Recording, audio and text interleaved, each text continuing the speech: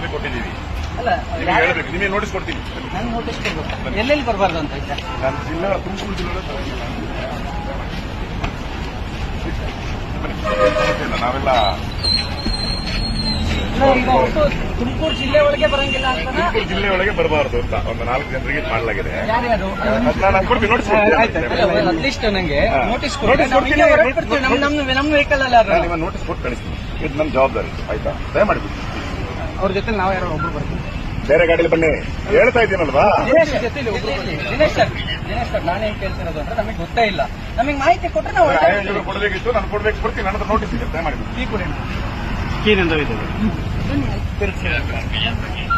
Please ಸ್ವಲ್ಪ ಆ ಕಡೆ ಏನು ಸಮಸ್ಯೆ ಏನಿಲ್ಲ. ಇದು ಪ್ರಿವೆಂಟಿವ್ ಆಗಿ ಮಾಡ್ತಾ ಇದ್ದೀವಿ. ನೋಡಿ